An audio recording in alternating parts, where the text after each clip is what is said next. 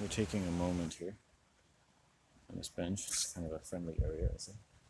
Had some. Oh, I picked up this reddish, very red stone for guidance purposes to help with my blood. I mean, red like blood.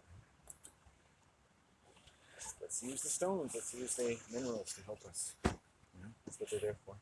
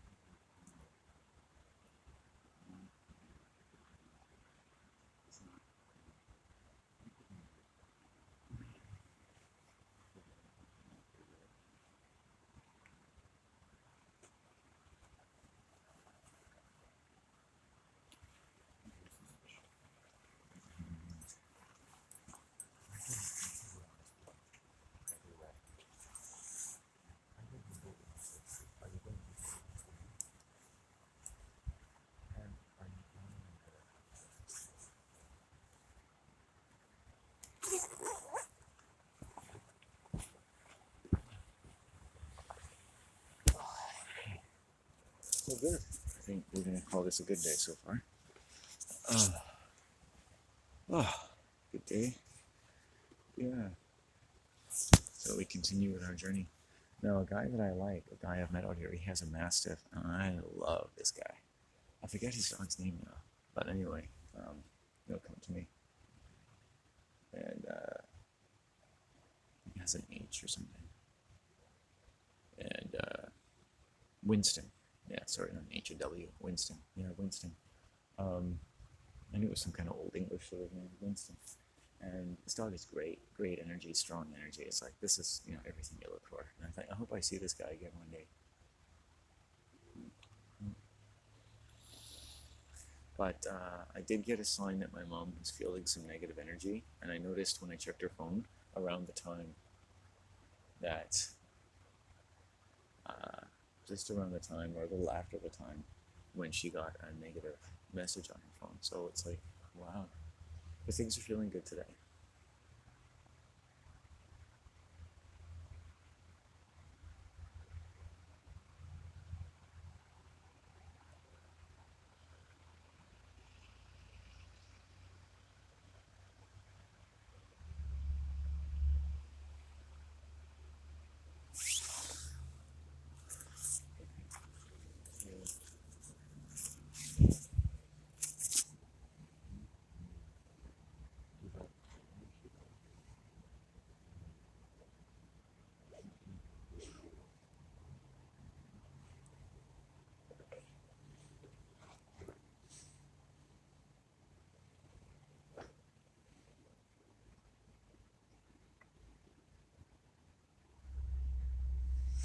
I actually feel kind of innocent today, which is nice. Some innocence about this day. Innocence, I say. An innocence, I say. An innocence about this day. An innocence, yes, I say. An innocence, I say. An innocence about this day. Do you have an innocence about this day? I do have an innocence about this day. Return me to innocence about this day. I do feel an innocence about this day. Finally, an innocent day.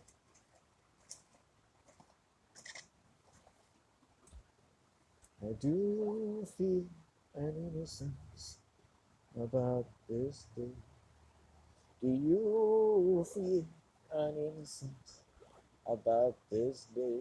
Yeah, I do feel an innocence about this day. Do you feel an innocence about this day? I do feel an innocence about this day. Do you feel an innocence about this day?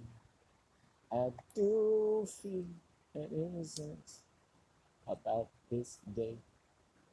Do you feel an innocence about this day? I do feel an innocence about this day.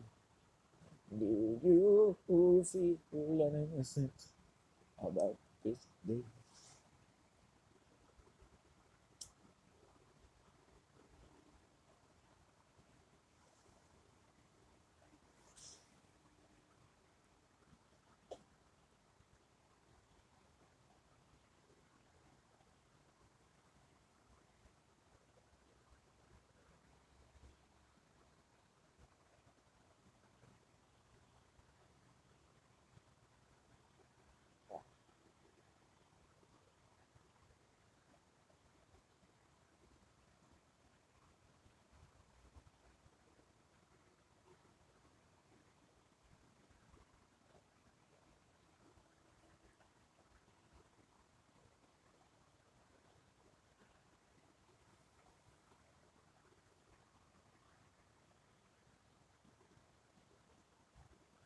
Oh, I'm gonna go down here and see if I can cross the river at all. You can cross this, but you can't cross that one. I do feel an innocence about this day. Do you feel an innocence about this day? I do feel.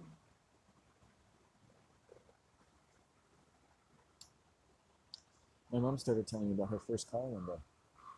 And a friend of hers, a white girl, borrowed it, crashed it somewhere, and it didn't tell her. And she said, "Where's my car?" "Oh, I left it in a ditch."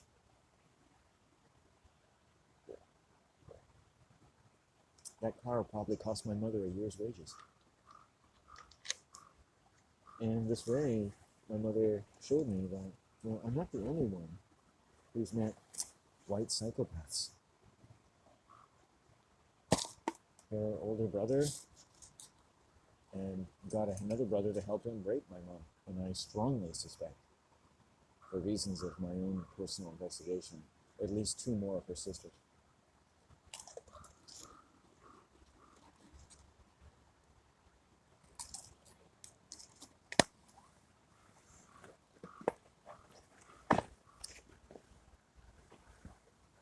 I think that her siblings all sort of coped in their own way.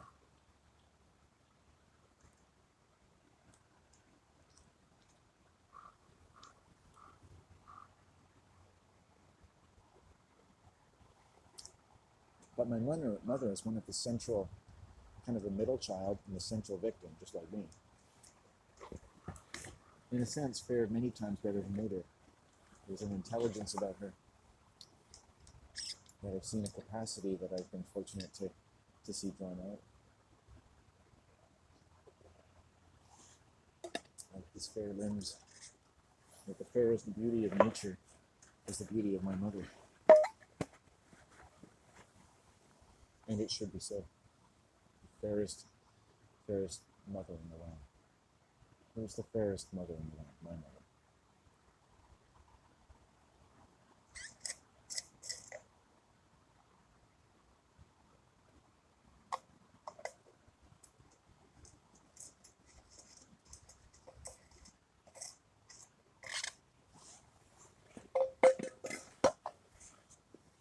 Let's go. Yeah, my mom said that she would message me between 2 and 3, so I'm going to see what time it is. So I think that would be nice. Let me know that everything's okay, and I would just celebrate the rest of my day. I so need that. I've gotten used to it. It's like, hey, Mom, just tell me everything's okay. Just give me a ring.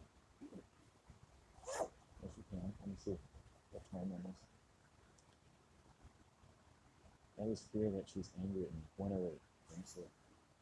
What? My worst fear is that my mom would need to be angry because she unfortunately showed a lot of anger in me over the years. And I always feel like the potential is there for her to get very angry at me. And it kind of has paralyzed me, I guess, a little bit in life, but my father did the same thing in a way. Like, it paralyzed me with fear, the specter of violence. And I kind of froze.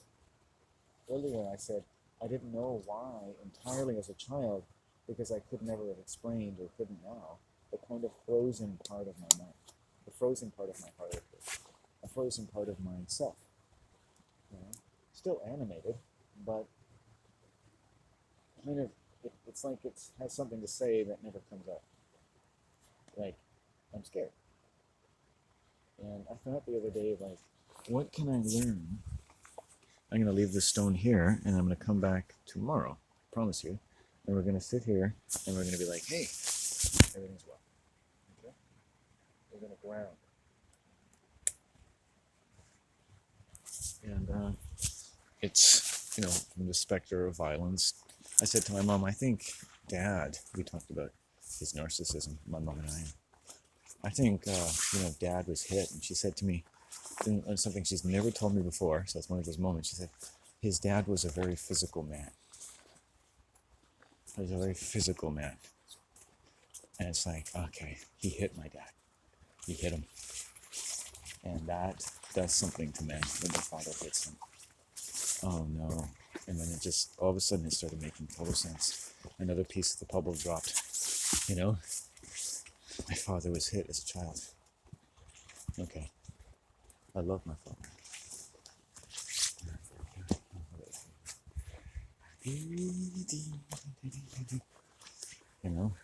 Another piece dropped.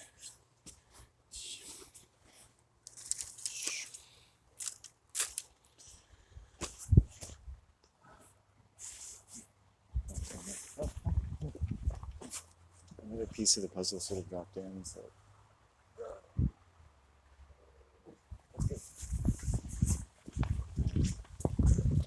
another piece of the puzzle dropped, and okay, now all of my life's emotional agonies are now coming into, twice the level of focus. Okay, my dad was corporally punished.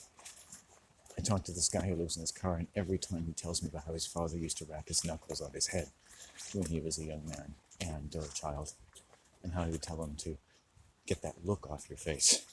And when people can tell you exactly what their dad said and exactly what their dad did, like it just happened a second ago, they're in shock, right? You can always tell exactly, right? This one woman was in shock in the store and was blaming me for it, but she couldn't and never did tell anyone any specifics about what I had said to her or done to her. She didn't have to, because she went into portrayal that she was afraid of me. She never even asked her, they never even asked her, what did he do? Did you ask her, what I said or what I did? Or what? Did I look at her in an evil way or what? Did you ever ask her that? But they didn't. They never thought to ask her anything. They didn't have to. They went right along with the theatrical presentation, because she took him exactly where he wanted to go. But she didn't arm him with truth, because there wasn't any. She armed him with a judgment, a bias, a prejudice, the continued and increased multiplied orders of a pitch of a kind of slander, or total slander, that eventually allowed him to lose his inhibitions and become extremely malicious with me, while prefacing and concluding the conversation by saying the only person being hostile was me. After ignoring me deny his salacious accusations several times over, vehemently, and with no evidence to the contrary, to continue to force me to feel utterly unsafe shopping where I'd shopped almost daily for 12 years, with absolutely no notification except the unseemly body language that he displayed as he continued to approach me every time I was shopping and say, "Hi, Landon. Hi, Landon." To the point that one day I just walked through it, this fake noise, and his arm started shaking, his left arm. I just walked up to him, still not right in his face, just within talking distance, walked up to him, ignored the sounds he was making, and his arm started twitching. His left arm was just shaking. Fear. He wasn't armed with truth. He had put himself on a limb for someone whom he didn't even ask any questions of, because when you're injured, if I had said something to her or threatened her, she would know exactly what I did, exactly how I felt, He just said, oh, he said that she said things were all going well and then you were unfriendly. Totally ambiguous, right? No explanation. And you could tell right away he didn't think he needed to have one because, you're you. I just believe that you did something, and let's just leave it at that. And nothing I said mattered. He even actually assented. I said, do you believe me? Do you take my word as a man? And I tell you, I've never heard anyone in the store in 12 years, nor have I had any complaint. And he said, yeah. He just said it to appease me. He didn't mean it. And he went right on to continue to accuse me in the front of the house, in public, and completely dismantle my entire reputation in that store on nothing but a rumor. Right? He still works there. You know what he did? He turned around and fired a single mother who had the least to do and was the least violent out of all of them. Right? Eventually, the other girl, the drama queen, basically lived on in infamy until she could find another job. Because I can tell you a number of young women in that store liked me a lot and respected me a lot. Because I had never hurt them at all. Ever. And he still works there.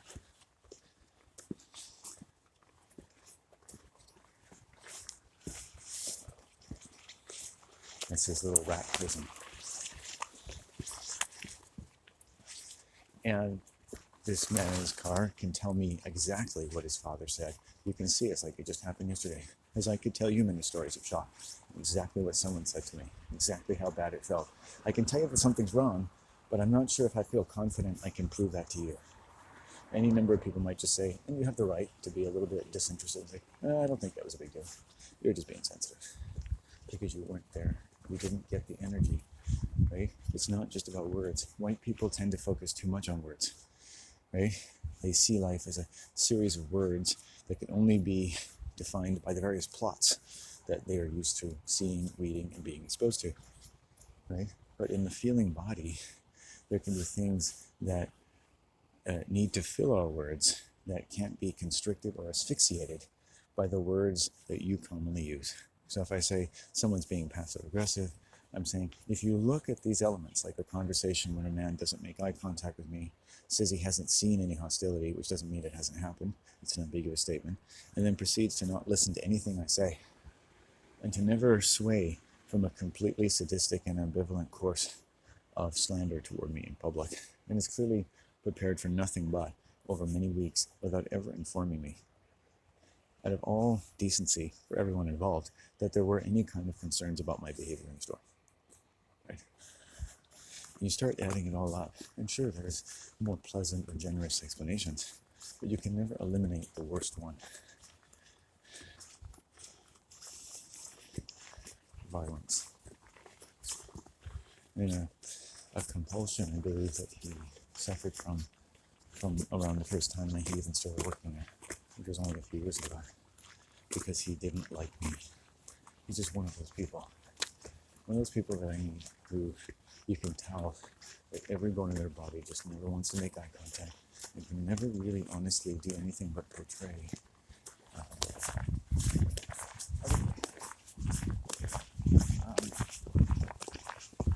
anything but portray that there's anything decent to be had by being around him.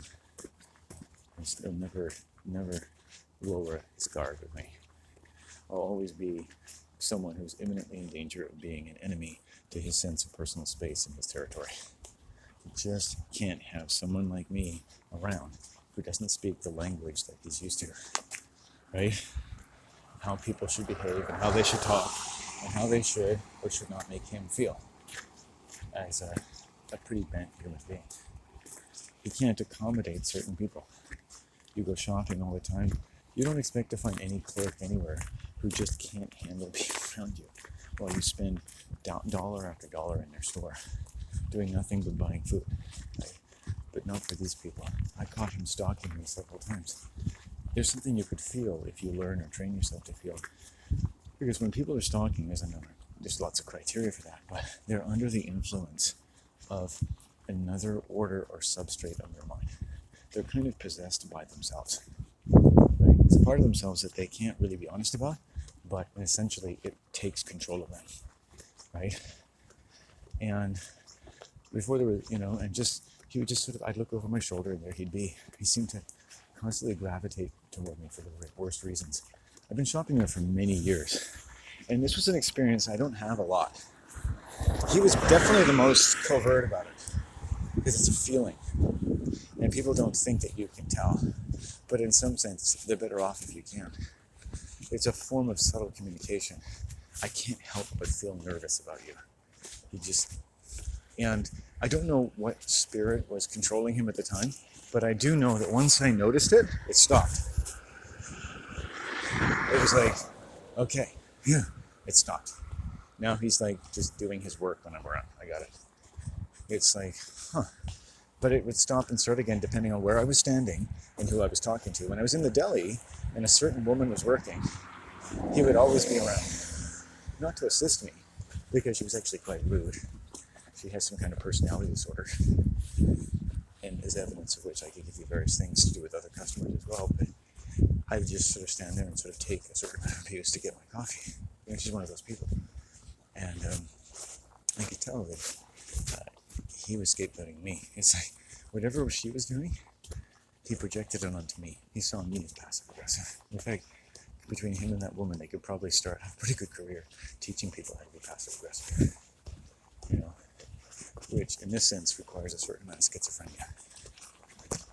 You have to have a few screws to see a customer being mistreated and to think it's the customer's fault.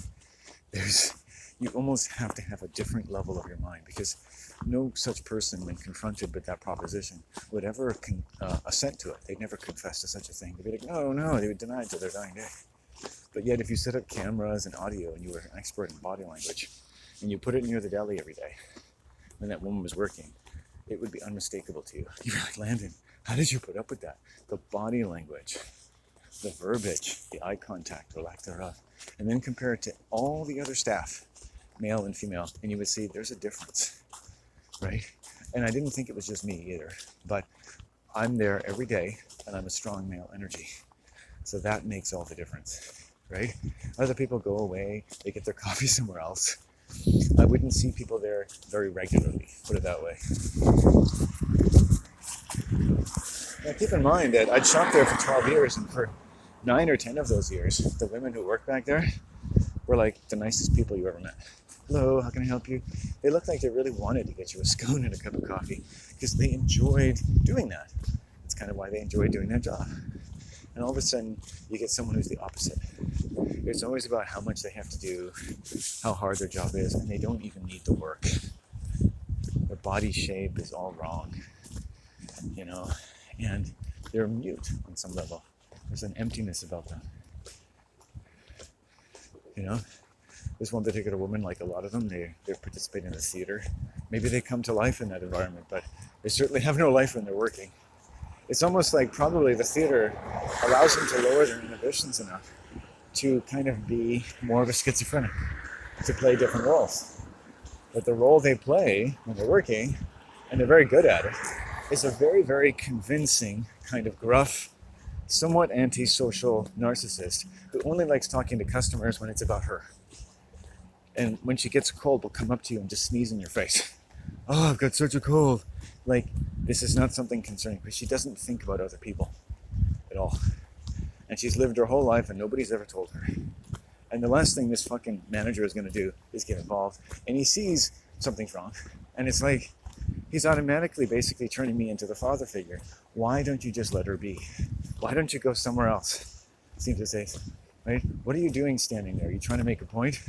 Hey, I can stand here and get my coffee while this woman abuses me? You fucking asshole, you know? And it's like, that can't be this person's conscious personality. But you know, there's got to be a level of denial and toxic. What do you think people do when they're drunk? You know, all the violence is done. They're not behaving like themselves. They're being possessed by certain emotional forces of themselves from the past, right? Being possessed, oh, I just heard a high-pitched sound, by negative or difficult emotional forces from the past. It's like when you're in contact with your higher self sometimes. It's like, it's nice and high-pitched, kind of outside my head, and it's like, And that's a way into understanding, you know, sometimes how people can be good actors. I just saw the spirit of the bear again. Because, the sense of method acting is drawing upon the emotional forces of yourself from the past, right? This is how I was when my mom would get too drunk, and you could probably play your mom. You could play your dad. Hey, how you doing? Here's some meat from the butcher, you little bastard, right? Belligerence comes easy to people in a way because it's easy to English people to be belligerent. They grow up in it. I know what it's like to be in a belligerent environment or a denial environment. And what we're talking about in terms of these schizophrenic lapses, this as though possession and lapses in proper ethics, you get really abnormal social fabrics where scapegoating takes place, bullying. A lot of times the person like this guy or other people I've known in cults, the fact that your body language is saying something demands to be done here, maybe this needs to be addressed, maybe you need to act like a manager, makes them angry at you, right? It becomes a territorial thing. The fact that you demand more than empty pacification on any level, the fact that you acknowledge something for the problem that it probably really is, the more persona non grata you make yourself out to be. The person just wants to get rid of someone like that. Because in a cult or in that food store, it just isn't to be abided. You clearly aren't compatible with this place. You might as well be the most negative person that ever walked in there. Because it doesn't matter about right or wrong in the usual sense. This part of me doesn't need you. This part of me would have to be involved to get involved in what's happening here. And that's just not possible. Everything we do here is to not have to do that. This woman gets to do what she needs to do. I get to do what I need to do. But you don't get to do what you need to do. Because you need to be a healthy person. And this is a health food store, so they can't be accepted. Right? And you might start to believe as a man that, am I just, unforgiving? No. I remember thinking to myself, I'd look at the list of coffees, cappuccinos for premium or inexpensive prices. Look at all the scones, the deli, all the displayed food, and I thought, when I was standing there and this woman was working, I considered kind of a bisexual or a lesbian. And most lesbians are nice, so I don't think she is a lesbian. I thought, why do you have all these lights on? Why do you pay your rent? Why do you have your business license? Why do you have these prices? Why do you have this huge expensive coffee machine? Why does everyone working here come to work? What are we doing if you don't want to sell me a coffee? What's going on? This completely contravenes everything that you've led me to believe about why I should be here at all. Right? The same thing as a cult. What's happening is completely opposite of everything that you expect or trust about where you're going or who you know or what something or family or life is supposed to be like. But minus your objections, as far as any of these people are concerned, the only thing wrong about this is you. You should just grow up. Speak the language. But there's another language. The language of heart, the language of nature, and the language of right and wrong. The language of our inner judgment. My mind sort of flashed when I heard that sound like maybe something's wrong, but it doesn't always mean that something's wrong when you hear a high-pitched sound. It has a lot of fidelity to it.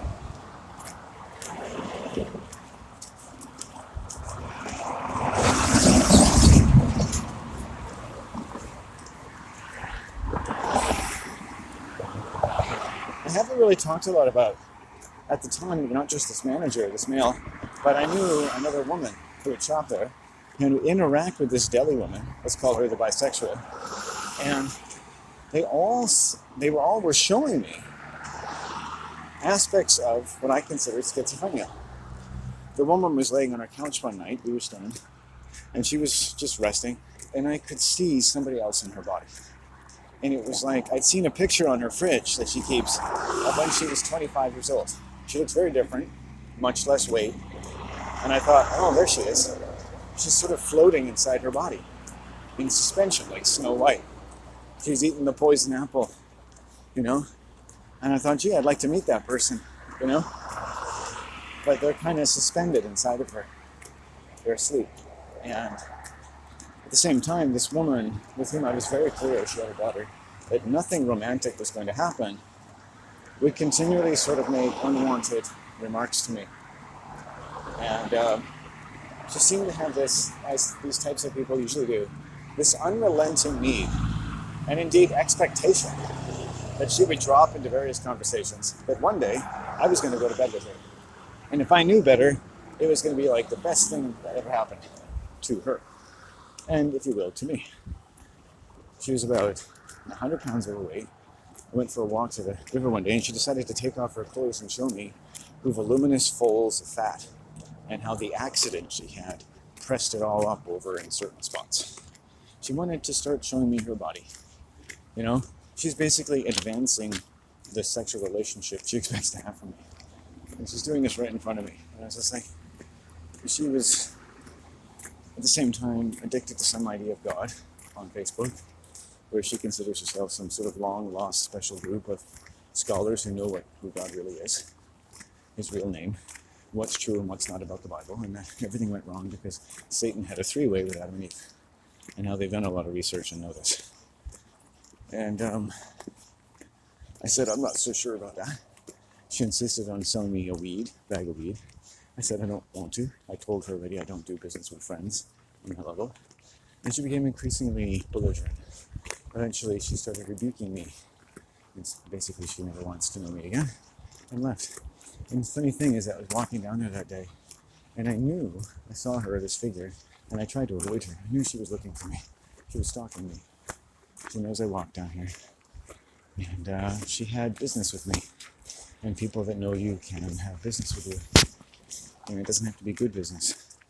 I've had another guy, psycho, also a theatrical person, a hippie, who came down here one day and he just had business with me. He just needed to see me and conduct his business. He needed to show me how powerful he was, even if it was just symbolic. I met him on the sidewalk one day and I said, I think all actors are liars. It was just something that I had deduced over years of watching TV and learning things about actors. So they're basically liars. We're taught otherwise. We're taught to think otherwise, but basically that's what they are. I think, liars. What do you think liars are? Actors.